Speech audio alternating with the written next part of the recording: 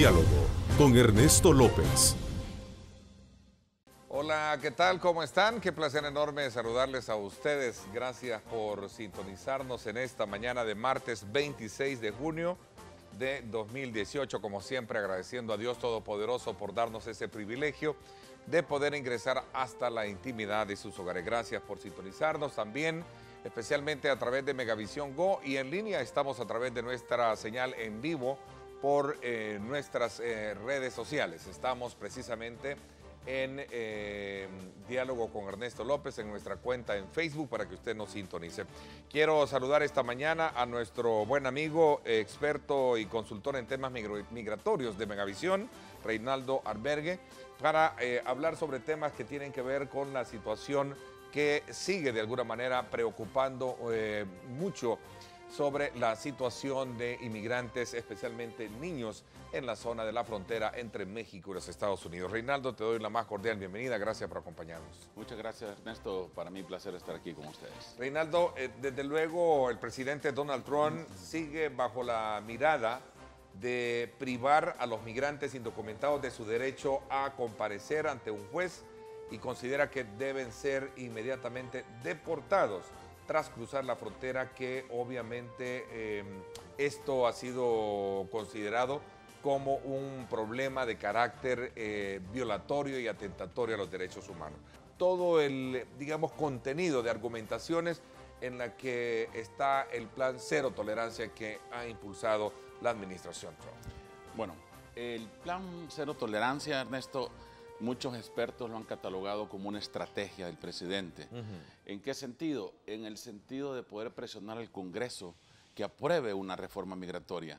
Él ya había enviado al Congreso un borrador, un proyecto que él quería que se aprobara, el cual pues no ha tenido muchos frutos, y él tiene 4 pilares fundamentales en ese proyecto.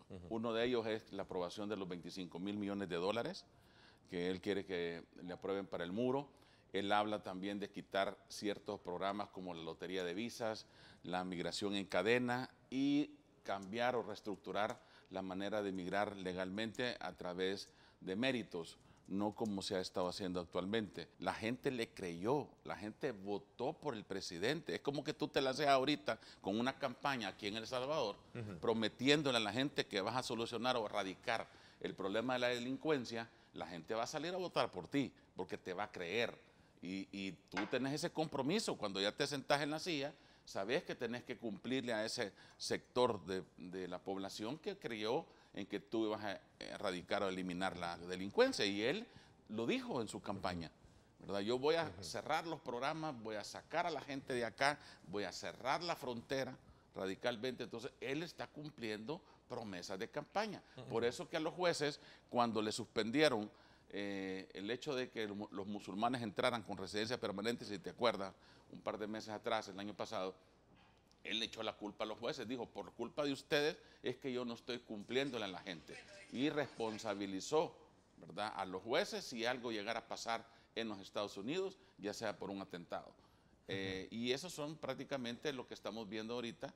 Él está tratando de cumplir con lo prometido. Acordémonos que Estados Unidos es soberano, él puede imponer las leyes y uno tiene que someterse a las leyes, están en toda la libertad de hacerlo y de regular siempre la entrada hacia ese país. Y es que si usted toma la decisión de viajar de manera ilegal, usted tiene que someterse a los procesos implantados por los Estados Unidos. Mira, o sea, puede ser una argumentación de carácter práctica, ¿verdad? ¿De qué me sirve la inversión si al final siempre van a pasar? ¿De qué me sirve tener tantas tecnologías si al final siempre pasan? Y a esto sumémosle el otro componente. ¿Será esto un punto de honor para poder sacarle el mejor provecho político al interior de su partido? Muchos creen que... O sea, estás hablando de 25,000 millones de dólares. Demasiada plata. Demasiada plata. Siento que para Estados Unidos puede ser poco, pero tú sabes que hay un presupuesto que lo asignan a cada área. Hay muchos de su partido que no están de acuerdo con esa política del presidente. Hay mucha oposición interna en su partido. Aparte del rechazo mundial, porque estarías entrando en una dinámica de, digamos, contradictoria, atentatoria, más de lo que se le está cuestionando a los Estados Unidos. Yo sigo creyendo que Estados Unidos en parte tiene razón de cuidar sus fronteras. Al final, el problema de la inseguridad interna que tienen es grave, sobre todo cuando hay malos inmigrantes, no digo que todos, ojo, cuidado con eso, malos inmigrantes que llegan a hacer lo que no hacen acá en su casa, pues, o sea, y de alguna manera hay cierta comprensión en eso, ¿no crees? Sí, por eso es que él culpó, ¿verdad?, a los pandilleros de estar utilizando a los niños para entrar a los Estados Unidos. Y de eso se agarró y dijo, miren, el que pasa es que están viniendo gente mala y está ocupando a los niños para poder entrar a este país. Ese fue el argumento del presidente para justificar la decisión que tomó en la frontera. Y muchos de nosotros sabemos que la gente que está emigrando de El Salvador no lo está haciendo porque es mala, lo está haciendo por la situación que estamos viviendo en estos países, de Guatemala, Honduras, El Salvador, Nicaragua. Mucha gente está comenzando a emigrar por la situación que se está viviendo ahorita en los países. A ver, tengo acá una declaración que diera el día de ayer precisamente la viceministra para los salvadoreños en el exterior, la licenciada Liduvina Magarín, quien estuvo de visita en McAllen, Texas, una ciudad que también es emblemática precisamente por allí concentrarse gran parte del problema del que estamos hablando. Oigamos la declaración para ponerla un poco en el contexto y seguimos con el otro elemento, lotería de visas, que es otro de los componentes que, digamos que son de los requisitos que él está planteando para poder lograr un acuerdo, si se le quiere llamar migratorio, ¿verdad?, el presidente Trump. Veamos lo que dice la viceministra para los salvadoreños en el exterior el día de ayer. Y en esta casa, que es un lugar de acogida, encontramos a dos salvadoreños, una señora y un señor, que traían niños. La señora traía dos niños y el señor un adolescente. Y estamos con la cónsul general Nancy de Houston, y ella misma empezó a verificar en los albergues a dónde podían estar los niños. Inmediatamente se dio con ellos y gratamente ya ha sido comunicado con su madre, que tenía mucho tiempo de no hablar con ellos, de no tener la oportunidad de saber dónde estaban. Entonces ahora la madre está muy contenta de haber conectado ya, de haber hablado con sus hijos. Bueno, ahí está el otro tema que seguramente vamos a tener que abordar acá, que es el tema de la responsabilidad de los padres cuando llevan a sus hijos. Vea, ahí el caso muy en particular, claro, que hablábamos extracámara. Claro, por eso hay que ver la moneda siempre de las dos caras, ¿verdad? Porque también tienen responsabilidad los padres de tomar la decisión de mandar a sus hijos con personas que no conocen. ¿Sabías tú que la ley le permite a los agentes poder detener a las personas y separarlas de los niños cuando estos niños no son familiares de las personas que los acompañan, porque consideran que los niños están bajo riesgo, bajo peligro? Entonces la ley les autoriza a la autoridad poder retirar los niños. Y si vemos el caso que está diciendo que había dos personas detenidas porque llevaban niños y que después los niños se contactaron con sus familiares, o sea, ese es el mejor ejemplo que podemos utilizar. Sí, o sea, y del riesgo al que sometes y de todas las penurias que al final, menos mal, fueron encontrados y conectados. Pero ¿qué pasa con aquellos que no lo hay? Ayer veía un informe de nuestro colega y buen amigo Samuel Arias, que ponía el caso de la separación, el caso de la deportación de un salvadoreño y el caso de su hija allá en los Estados Unidos. Esa separación es un cuadro doloroso. Sí, y el problema, Ernesto, es el daño psicológico que le estás creando a estos niños, ¿verdad? Que no son irreparables, porque no sabes hasta dónde lo vas a dañar. El hecho de que un niño mire que a su mamá se la llevan esposada, ¿verdad?, y la separan y que él no sabe para dónde va. Yo vi el caso de un papá que quería hablar con sus hijos y los hijos no querían nada con el papá porque le consideraban que los había abandonado. Y le decían, no, y el hijo mayor le decía, papá, no quieren hablar contigo porque ellos dicen que tú los abandonaste. Pero el papá fue separado de los niños. Y los niños tienen en su mente que su papá los dejó porque nunca los llegó a recoger. Entonces, casos como ese, me imagino habrán miles o montones de casos de esos, ¿verdad? Que los niños tienen un trauma psicológico con los papás que van a ser irreparables con el tiempo. Entonces, sí hay que ver también la culpa de los padres tomando la decisión O sea, nosotros creemos que también la razón por la que lo hacen, como me decía una señora la semana pasada, mire, yo prefiero morir en el camino con mis hijos que me lleguen a matar a mi casa, porque acababan de asesinar a su esposo. Sí, es que ese es otro problema. La inseguridad en el país obviamente es un problema que a muchos lo que le toca es viajar, lamentablemente, ¿no? Sí, si te acordás, Ernesto, antes las estadísticas, porque la gente emigraba, primero era por la reunificación familiar, sí, segundo el era valor por la, nostálgico, ¿no? correcto, y segundo era por la falta de trabajo, de oportunidades Sí. que había, y por último era la delincuencia. ¿Cambió eso? O sea, ahora se invirtió. Ahora se invirtió. Hoy es Ahora la delincuencia. Número uno es la delincuencia. Número dos, Trabajo. la falta de trabajo. Y número tres, tres, la reunificación. el factor nostálgico. Correcto. O sea, las cosas, se han invertido los papeles en ese sentido. A ver, ya vamos a hablar en clase, un poco más de lleno en eso. Lotería de visas. A ver, este tema de la lotería de visas es otro de los renglones que están en el apartado de lo que exige el presidente Trump. Claro, en Estados Unidos todos los años se rifa, ¿verdad? Se rifa o la gente aplica, cumplís con un perfil y aplicas a un sorteo gratuito. Nosotros los salvadoreños de nacimiento no podemos aplicar a ese sorteo, lamentablemente. De Centroamérica somos los únicos que no podemos aplicar. ¿Por qué razón? Porque tenemos una alta migración de gente ilegal hacia los Estados Unidos y eso nos deja fuera automáticamente de la lotería de visas. O sea, si no hubiesen inmigrantes, Si no tuviéramos una tasa tan alta de migración, ilegal a ese país, tal vez podríamos calificar, pero en este caso nosotros quedamos fuera. Pero son 65,000 visas que se rifan, que se sortean todos los años. Lo que pasa es que la demanda es de 300,000 para 65,000. La demanda es tan grande y la oferta es poca. Entonces él dice, ¿cómo es que estamos trayendo gente al azar por una lotería? o sea, poca calificación. Y los últimos atentados de Nueva York fueron 2 personas que habían entrado bajo ese programa. Entonces dice, ese programa no nos sirve. ¿Cómo es ese programa? Es decir, tú haces la aplicación en línea línea y mandas tu aplicación en línea y entras a un sorteo. Tenés que tener un perfil, te seleccionan primero por tu perfil, un perfil básico por lo menos, ¿verdad? Que tenés que tener para aplicar.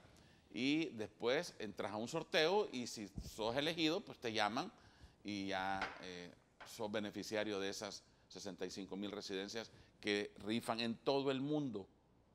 Lógicamente que los latinos tenemos muy poca participación en los países latinos. A ver, pero entiendo que él quiere quitar eso, no es que la quiere... Así es, la quiere eliminar. Eliminar. Sí, porque él dice que ese programa no puede estar llevando tanta gente al azar sin conocer quién te está. Tú no le puedes abrir la puerta de tu casa a gente que no conoces, porque son amigos del vecino, por ejemplo, y que el vecino los invitó porque tú invitaste al vecino a tu cumpleaños y el vecino te llevó 10 más.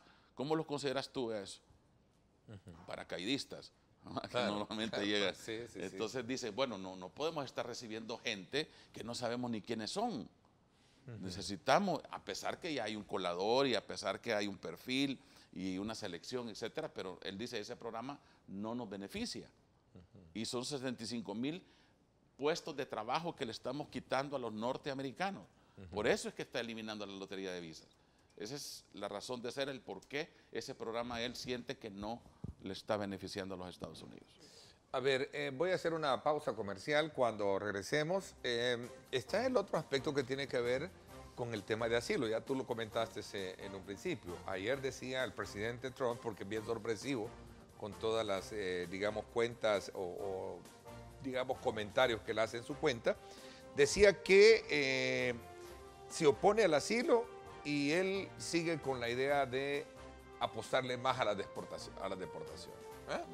El tema del asilo es una realidad en los Estados Unidos. Sí hay gente asilada en los Estados claro. Unidos. El asilo fue un programa diseñado en los 50, 60 para poder acoger a aquellas personas que venían huyendo de sus países de origen por la guerra. Por la guerra, ¿no? Y eso todavía es vigente. Claro, lo que pasa es que la esencia del asilo es proteger los derechos humanos de la persona, porque teme a que lo maten en su país. Lo que pasa es que ahora ha cambiado muchísimo el argumento de lo que aplicaban antes por lo que la gente aplica ahora. Ahora la mayoría de personas que aplican pidiendo un asilo es porque van huyendo con el temor de la muerte, de la persecución que hay en sus países por la delincuencia o por la violencia doméstica. Ya no por raza, credo o religión, Pero como eso era antes. ¿lo entiende bajo esa lógica de asilo comparativo al pasado, la administración actual, las autoridades de migración? Ya mandó él a decirle a los jueces que ya no sigan recibiendo casos con esa línea. En esa línea, sí. Sí, que ya dejara de recibir casos en esa línea porque estaba fuera de la razón creada del asilo, que es persecución política, religiosa, credo, raza. Sí. El riesgo es inminente, el peligro es casi un 100%, no es fácil y vemos casos de niños que han quedado varados, ya lo comentamos, de niñas que han sido violadas, asesinadas, etcétera, etcétera, ¿no? Sí, pero la gente tiene que entender, Ernesto, que ha cambiado muchísimo la migración actual con la migración de hace, cuando migraron sus papás o sus abuelos. ¿Por qué? Porque el riesgo que hay en el trayecto para poder llegar a los Estados Unidos puede marcar tu vida para siempre. O sea, te pueden violar, te pueden secuestrar, te pueden agarrar una organización de estas que ya están en el camino, etcétera. Te puede pasar muchas cosas y la gente tiene que entenderlo. Lo que pasa es que la gente no lo cree. Como te llegan a prometer que no te vas a tener ningún problema, que te van a llevar a la puerta de la casa de tu familiar, y uno les cree, ¿verdad? Las promesas que te hacen normalmente el coyote. Pero nunca te hablan sobre los riesgos de viajar de manera indocumentada hacia los Estados Unidos, de todo lo que te puede pasar en el trayecto. Y otras personas que ya han intentado 1, 2, 3 veces, que ya más o menos conocen el camino, bueno, van y se arriesgan, como dicen, bueno, aquí no tengo nada que perder. Y cuando tú oyes el testimonio de algunas mamás que han quedado solas con sus hijas y te dan una razón muy fuerte, no les puedes decir no te vayas, porque ellas dicen, mire, yo si me quedo me van a matar. Yo lo que aconsejo es emigren internamente primero, cámbiense del lugar de donde viven. Si tienen un familiar en otro cantón, en otro departamento, en otro lugar, muévanse primero internamente, no tomen la decisión de irse de manera ilegal porque no saben a lo que se están enfrentando. A ver, regresemos a este tema del asilo, porque todavía me deja a mí un poco la sensación de que muchos pueden creer, bueno, si yo estoy siendo amenazado en mi colonia, ¿verdad? Mis hijos están siendo amenazados, ¿puedo aplicar entonces a esa, digamos, opción de asilo que tienen los Estados Unidos? Bueno, ¿Cuál es el procedimiento? ¿Cómo puedo justificar? Y si en este caso la autoridad estadounidense me lo va a avalar. Ya quitaron las 2 razones de asilo por las cuales la gente estaba aplicando. Una por la delincuencia de pandillas y la otra o por amenazas de pandillas y la otra por violencia intrafamiliar. Esas 2 ya las eliminaron, ya no están recibiendo más casos en esa línea, ¿verdad? Pero la gente tiene que también hacer la diferencia entre un asilo y un refugio, que son algo parecido pero diferentes. El asilo se pide, Ernesto, cuando tú ya tenés un pie adentro del país que te querés asilar. No importa el país. Tú puedes ir a cualquier país y puedes pedir asilo, ¿verdad? Cuando ya tenés un pie dentro de ese país. Cuéntame otro de los componentes de esos requisitos es el tema de residencia en cadena. ¿Qué es eso? Bueno, ahorita para poder emigrar de manera legal a los Estados Unidos hay varias categorías o varios privilegios que un residente puede pedir o que un ciudadano puede pedir al resto de la familia.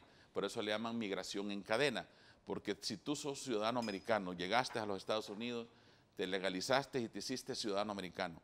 El abanico del ciudadano americano te da la autorización de pedir a tus papás, a tus hermanos, a tu esposa, a tus hijos, solteros, casados, mayores o menores de edad. Entonces el abanico del ciudadano americano es mucho más grande. Y el residente permanente solo puede pedir a 2 categorías, a su cónyuge o a sus hijos solteros, ya sean mayores o menores, pero tienen que estar solteros. Entonces el presidente dice, miren, aquí estamos mal en esta área. ¿Para qué vas a traer tú a tu hermano? Si tu hermano tal vez ya está casado y ya tiene un hogar. ¿Para qué estás trayendo gente a quitarle el trabajo a los norteamericanos? ¿Para qué vas a traer a hijos casados si ya también tienen su hogar? ¿Para qué vas a traer a tus papás si ya también no tienen edad como para venir a trabajar? Y le están quitando beneficios y servicios públicos al Estado. Entonces, él está queriendo eliminar ciertas categorías de la migración en cadena porque considera que no son esenciales para un ciudadano. Está bien que tengas a tu esposa y que traigas a tus hijos, pero no que traigas a tu hermano o que traigas a tu papá o a tu hijo casado, por ejemplo. Entonces, esas son algunas de las categorías que él está considerando eliminar. Esa cadena de residencias para él no es congruente. Ajá, porque dice, nos estás quitando espacio. Y eso se mantiene todavía, está Claro, vigente. está, Es decir, ahorita sí. hay residentes allá que han solicitado la residencia para más familiares. Así es. Antes había años. Yo recuerdo que tú hablabas mucho de los tiempos. ¿Hoy De se han espera. acortado de espera? No, ¿O siguen siempre un hermano... siempre es larga la distancia, ¿no? Claro, porque él dice que tú tenés que hacer línea. Y no por eso él dijo a los inmigrantes indocumentados, lo que pasa es que algunos de ustedes no quieren esperar y tienen familiares legales, no quieren hacer la línea. ¿Por qué? Porque para pedir un hermano se tarda 12 años. Para pedir una esposa, digamos, antes se tardaba 4 y se tarda 2. Para pedir un hijo soltero se tarda 7 años. Y él dice, lo que pasa es que muchos de ustedes que tienen familiares acá no quieren esperar la línea. Y tienen que esperar como han hecho los demás. Y se van. Y entran. Correcto. Pero pierden ese derecho, entiendo, ¿no? Lo que pasa es que cuando tú entras de manera ilegal, acordate primero, entrar de manera ilegal a un país, ya eso es un delito. Y él lo está considerando como un delito federal, al cual te pueden poner hasta prisión ahora o te pueden demandar más aquellas personas que tienen 2 o 3 intentos de haber entrado. Y también se está hablando ahorita, Ernesto, sobre la migración o la deportación express, ¿verdad? Que eso hay que también aclararlo. La migración express se le aplica únicamente a los mexicanos y canadienses que se capturan a 100 millas de la frontera en los primeros 15 días de haber entrado, no a los centroamericanos, porque no somos país vecino, sino que venimos de nosotros los centroamericanos, sí tenemos la oportunidad de ser oídos, ¿verdad? Y vencidos en juicio. No nos pueden aplicar la deportación express. Por eso es que muchos expertos le decían, miren, hay que tener cuidado con la migración express, porque nosotros los centroamericanos no nos pueden aplicar eso. No somos vecinos de Estados Unidos y eso es exclusivamente para México y Canadá. Por eso también uno tiene que informarse, porque muchas veces no puedes reclamar tus derechos porque no los conoces. Del Estado, pero también quizás esto es un atrevimiento, porque a veces la practicidad o lo práctico no puede ser la generalidad, ¿no?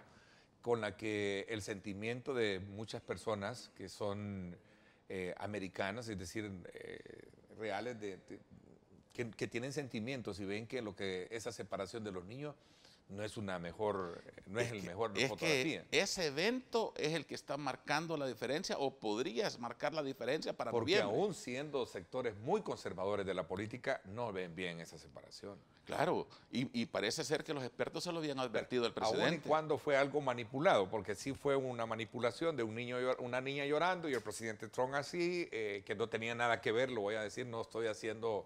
dándole credibilidad por la portada a eso, de la revista Time. La portada de la revista Time, que fue digamos... Fueron dos cosas diferentes. La niña fue tomada, esa foto de la niña fue tomada en un retén. En un retén, sí. Sí, de la patrulla y fronteriza. lloraba precisamente por otras condiciones, no sí. por... ¿vea? Lo que pasa es que el fotógrafo que tomó la foto de esa niña en esa... Fue una composición, sí. ¿no? De portada. Sí. Manipulada, sí, por supuesto. Manipulada en el sentido de querer enviar un mensaje, pero no era en sí el contexto en el que se dio la situación. Pero ese es el temor que tienen también muchos senadores y congresistas, Ernesto, de su propio partido, que no están contentos con las decisiones que está tomando el presidente y que saben o presienten que esa factura puede ser cobrada en estas elecciones de medio término para noviembre.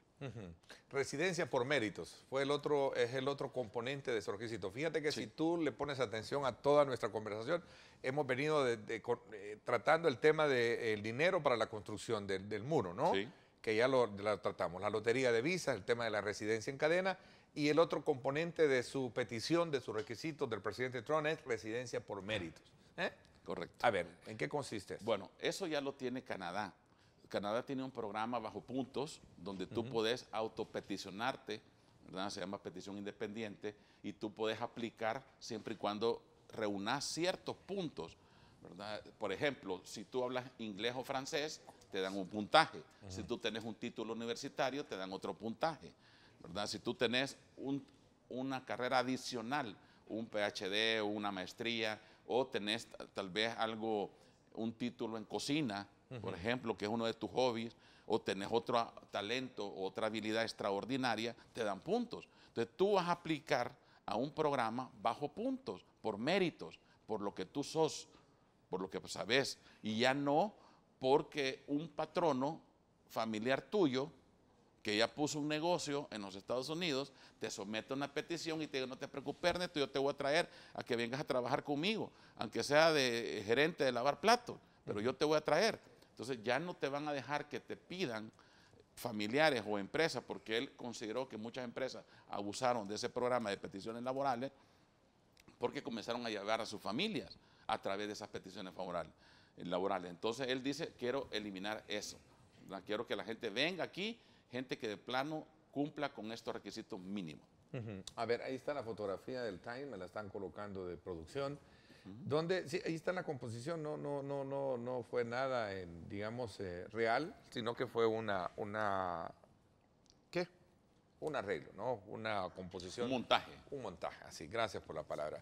A ver, voy a hacer una pausa comercial. Se integra con nosotros la presidenta a esta conversación, la presidenta de la Comisión de Relaciones Exteriores, la diputada del FMLN, Karina Sosa, con quien vamos a hablar o a conocer cómo ellos están observando esta situación que tiene que ver precisamente con encontrarle una salida, porque tiene que encontrársele una salida a esto, ¿no? ¿Tiene que? Y tiene que, desde el punto de vista de qué es lo que se está haciendo. A mí me encanta mucho el programa Alianza para la Prosperidad, que de alguna manera no solo busca reducir los niveles, sino que también medir los impactos, bajar los impactos que tiene el tema de migración, producto del problema de pobreza, el problema de inseguridad que viven países del Triángulo Norte. Porque aquí hay que decirlo, somos 3 países los que mayormente exportamos personas a los Estados Unidos. ¿Sí? Nicaragua no lo tiene mucho, ¿no? Sí, a pesar incluso Honduras, de los Guatemala, últimos problemas, ¿no? Es Honduras, Guatemala y El Salvador. y El Salvador, ¿verdad? Y México, obviamente, ¿no? Sí, México está como el número 1. Me acompaña acá en el estudio la presidenta de la Comisión de Relaciones Exteriores de la Asamblea Legislativa, la diputada del FMLN, Karina Sosa, a quien le doy la más cordial bienvenida por integrarse a esta conversación. Gracias por acompañarnos, Karina. Muchas Buenos gracias, días. Ernesto, por la invitación. Un saludo también al licenciado Albergue y, por supuesto, a la audiencia que ha estado pendiente de este programa. A ver, en su calidad de presidenta de la Comisión de Relaciones Exteriores, ¿cómo está observando este fenómeno y cuál es de acuerdo a los criterios que se manejan políticos, la ruta que debe de seguir?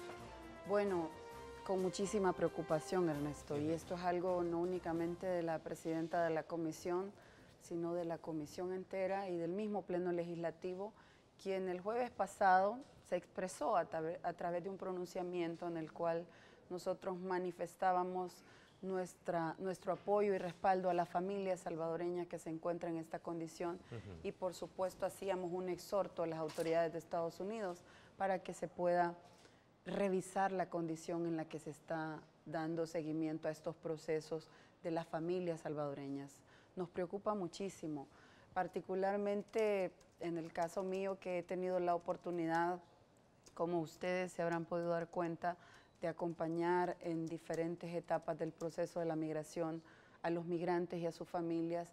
Me preocupa mucho porque la imagen que yo tengo es justamente de esos albergues que visité en México, por ejemplo, en donde me daba cuenta de la situación que tienen que pasar nuestros compatriotas y pues las imágenes que hemos visto en esta oportunidad acerca de lo que se está viviendo en la frontera sur de Estados Unidos, pues preocupan y como usted lo decía y lo escuchaba antes de ser parte del set, parten el alma.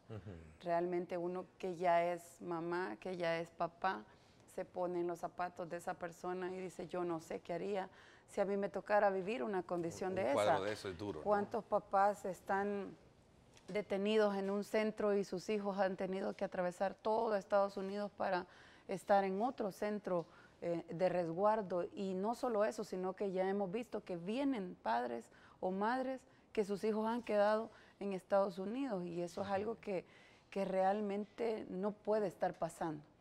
Si ponemos en la mesa el interés superior del niño, los derechos que tienen los niños, nos damos cuenta que se están violentando garantías, para hacer efectivo realmente ese principio del interés superior del niño. ¿Qué significa el interés superior del niño? Es que no es solo una frase bonita. Claro. Significa muchas cosas. Significa que el niño debe estar en el mejor ambiente para desarrollarse de la mejor manera como persona y de manera integral, de manera completa. Y por supuesto que el mejor ambiente para que el niño o la niña pueda desarrollarse es su familia, es su papá, es su mamá.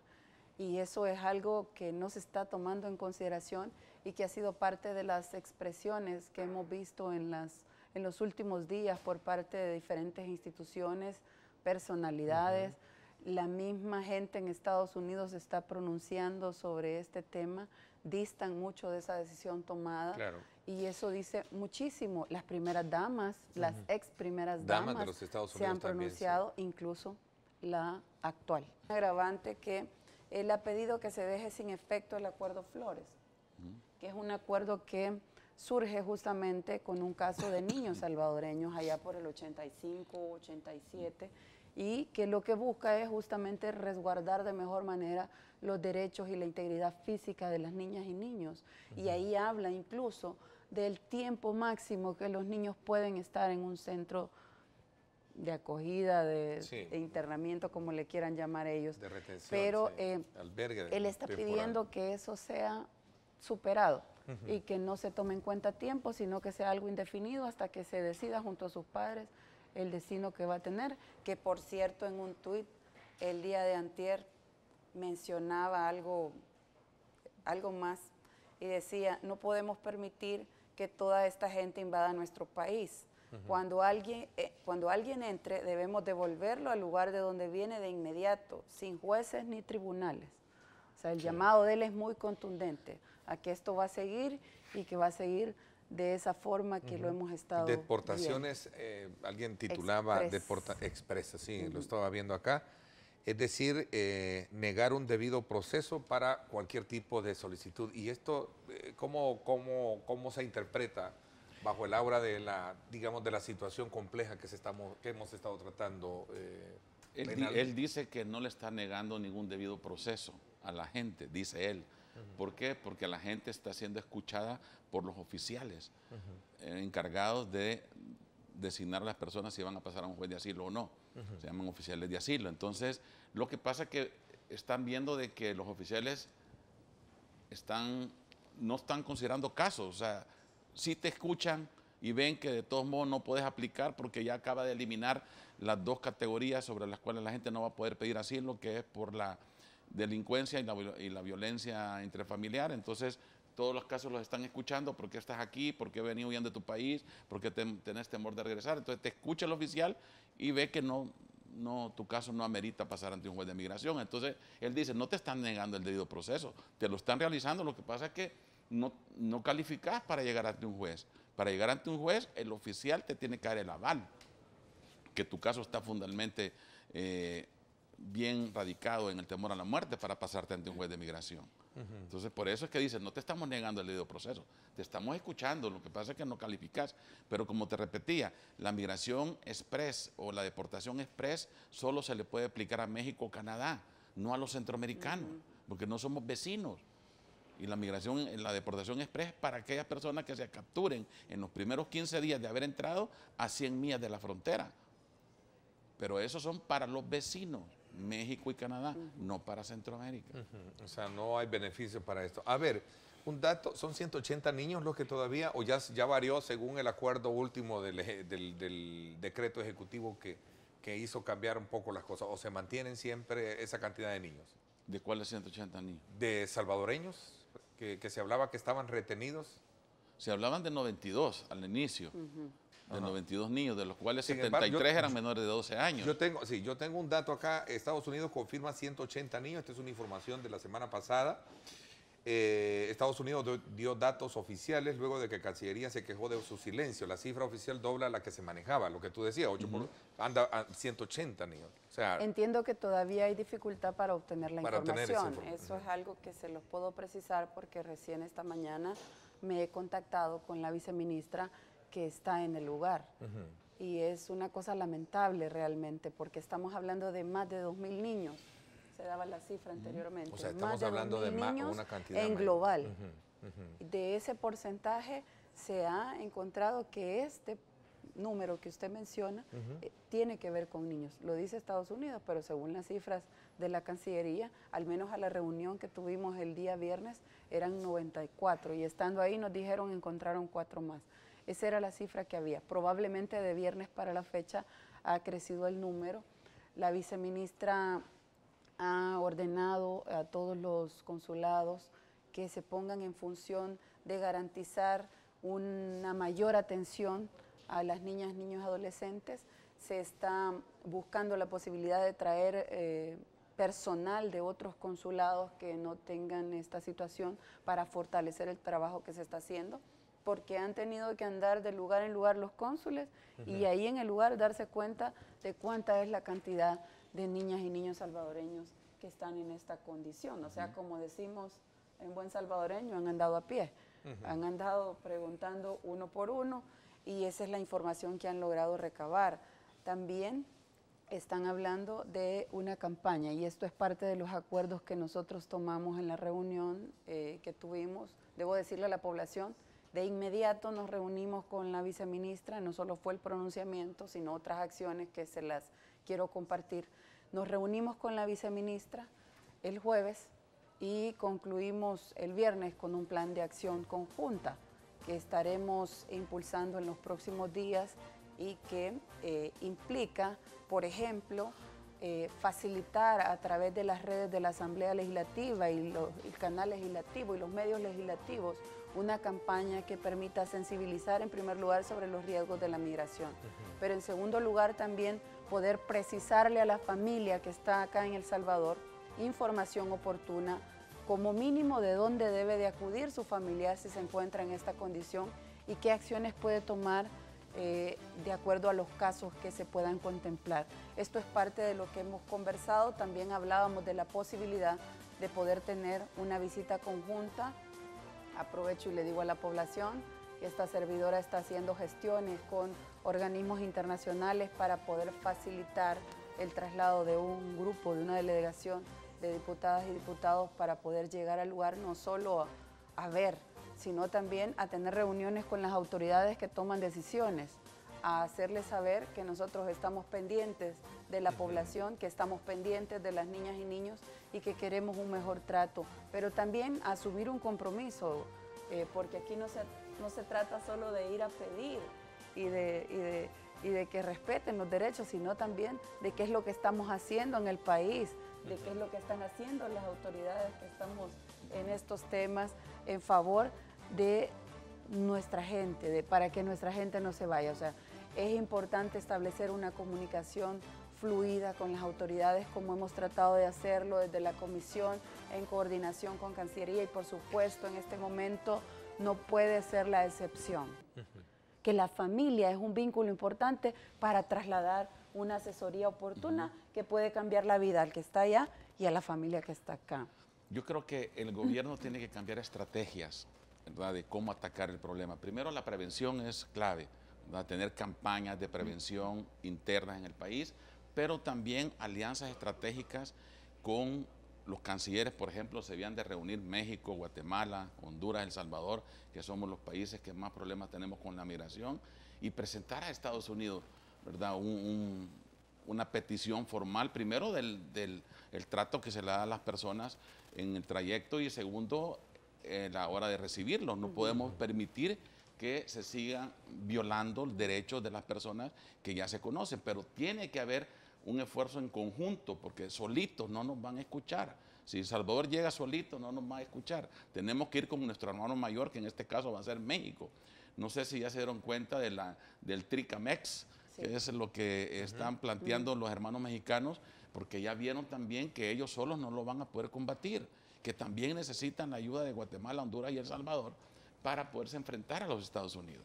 Entonces, sobre ese aspecto, sobre ese aspecto quiero reconocer el trabajo de nuestro ex canciller Hugo Martínez, que llevó un liderazgo importante en la región y bajo cuyo mandato se lograron esfuerzos importantes de coordinación. Debo decirles que desde la Asamblea Legislativa tampoco nos hemos quedado nada más viendo cómo son las cosas y planteando cómo deben ser, sino que hemos tomado parte en esta situación. Y el año pasado, a iniciativa de México, por cierto, y acompañados por nosotros, en una comisión que dirige su servidora, que es una comisión centroamericana, acordamos una ley marco de protección a los derechos humanos de los niños migrantes. Un paso importante, como lo dice el licenciado, México es clave. México dio la pauta, por supuesto que le tomamos la palabra, trabajamos en darle forma a la iniciativa y se construyó eso que ya es una realidad. Y hemos continuado con esos esfuerzos. En estas semanas he tenido conversaciones con legisladores de la región y estamos haciendo un esfuerzo importante por sostener una reunión más justamente para buscar esa articulación desde lo legislativo, porque estamos clarísimos que solitos no podemos. Sin embargo, como región, o al menos como los países que tenemos una afinidad en esta situación, podríamos vernos diferentes haciendo planteamientos y podrían ser mejor escuchadas las posturas que pudiésemos Y llevar. estamos a las puertas también y no olvidarnos del vencimiento del TPS. Ese es un tema que quiero hablar así rápido cuando regresemos. Voy a hacer una pausa. A ver, voy a imaginarme el cuadro más catastrófico, ¿no?, de esa fecha clave. Quisiera que lo analizáramos bajo esa lógica de ir un poco concluyendo con este análisis del tema migratorio. Se adhiere precisamente a este análisis del tema del migratorio. ¿Cuál es, digamos, la lectura que ustedes prevén que se va a venir con relación a este tema? Mira, el programa ya está en cuenta regresiva. El programa se termina el 9 de septiembre del próximo año. Y el país de El Salvador está en un compromiso bastante serio porque nosotros tenemos elecciones el próximo año, en febrero. Significa que la persona que llegue a quedar en febrero, ¿verdad?, como presidente, va a tener muy poco tiempo para poder negociar con los Estados Unidos ese TPS. El TPS es una orden ejecutiva, así como puede ser cancelado, puede ser abierto otra vez. Entonces va a depender mucho de la estrategia que se utilice con los países hermanos cancelados, porque ya tenemos en este caso a Nicaragua, a Honduras, a Haití, El Salvador, para poder presentar. Tenemos el apoyo bastante fuerte en muchos congresistas que están apoyando el tema de que puedan darle algo más a los del TPS. Entonces, todo ahorita está enfocado en el Congreso. Dependerá del buen lobby que el gobierno nuestro haga junto con el resto de gobiernos, porque solo no lo vamos a poder hacer, para conseguir los votos necesarios que se apruebe una legislación donde beneficien a los del TPS. El tema migratorio debemos de verlo más amplio y en el caso particular de TPS, reitero, debemos intensificar esfuerzos, nuestra total disposición para continuar en ese proceso coordinado con Cancillería que hemos tenido, nuestra total disposición, Ernesto, también para continuar haciendo y en este caso reforzando las coordinaciones con los países vecinos, en el caso de los parlamentarios. Es un tema que nos interesa muchísimo, que tenemos mucho compromiso, pero que también requiere de acción. Además de esas coordinaciones, en el país hay cosas propias que hacer. Por ejemplo, hablábamos de revisar la legislación, que haya que revisar a lo interno para facilitar también las mejores condiciones para la gente que está en nuestro país, pero también en el caso de las personas retornadas. Esto es algo que debemos de reforzar, de fortalecer. Hay esfuerzos importantes para poder facilitar la incorporación o la reintegración de la persona retornada a nuestro país, pero creemos que hay que seguir avanzando en fortalecer e innovar con otro tipo de acciones que permitan verdaderamente una reintegración de las personas retornadas. A ver, hay una pregunta que me parece que tiene mucha lógica cuando se hace. ¿Por qué no se logró con todo el tiempo que nos dio Estados Unidos el TPS elevarlo a una categoría más segura y no a un programa temporal? Porque el TPS es un programa que no termina en una legalización. Por eso se llama TPS, porque es un programa temporal y es una orden ejecutiva. Pero para esperar que el Congreso aprobara un proyecto de ley o una reforma migratoria interna. En este caso era de la decisión más interna que de cualquier otra gestión. Porque entiendo que el espíritu de la pregunta es ¿por qué esperar y no haberlo elevado a otra categoría? O sea, no dependía de nosotros, obviamente, ¿no? Claro, que ese es el trabajo que se ha venido supuestamente realizando en el lobby, en el Congreso, de las visitas que aquí han organizado también los congresistas nuestros para llegar y tocar puertas y preguntarles y exponerles. Muchos de ellos, algunos ni conocían el TPS. Yo creo que ustedes se pudieron dar cuenta de eso. Y la otra cosa que yo creo que también le falta a nuestro gobierno son las alianzas estratégicas con las organizaciones comunitarias. No van a poder hacer todo ellos, no lo van a poder hacer solo. Necesitan de estas organizaciones que ya viven allá, que conocen, que tienen ese acercamiento, porque muchas organizaciones comunitarias trabajan de la mano con los congresistas locales. Entonces pueden accesar fácilmente a las oficinas, conocen los horarios, conocen cuando están de vacaciones, conocen quiénes son los duros y quiénes son los que te pueden ayudar. Lo que pasa es que todas las personas que han entrado legalmente a los Estados Unidos, nosotros lo conocemos como bajo inspección por un puesto fronterizo legal, tienen la oportunidad de ajustar, siempre y cuando se casen con un ciudadano americano o residente permanente que puedan presentar una solicitud de ajuste. Pero si no hay un peticionario, no puedes ajustar. Entonces sí necesitan de que estas personas se puedan legalizar. Incluso los del TPS tenían la oportunidad, los que vivían en el 9º circuito, de poder cambiar su estatus a través de las peticiones familiares. Y se les dio esa oportunidad para no salir y poder realizar su trámite dentro de Estados Unidos. Yo quiero mencionar algo que es importante, y es el tema de las cifras de las personas retornadas, Ernesto. El año antepasado eran cerca de 51,000 personas retornadas que vinieron a nuestro país. El año pasado hubo una reducción de un poco más del 50%. En esta oportunidad estamos viendo cómo de 2017 al tiempo que llevamos, a los meses que llevamos de 2018, ya se habla de una reducción en el caso de las deportaciones de Estados Unidos de un 20.2%, en el caso de México de un 18.8%. Las personas retornadas que vienen al país está reduciéndose la cantidad. Esto se puede ver a muchas cosas. En primer lugar, en las acciones propias que pueda estar tomando el Estado de El Salvador en función de ir a atender las causas que históricamente han propiciado la migración. Pero también no podemos dejar de lado todo este tipo de amenazas y hechos concretos que se están dando por parte del gobierno de Estados Unidos en el tema migratorio.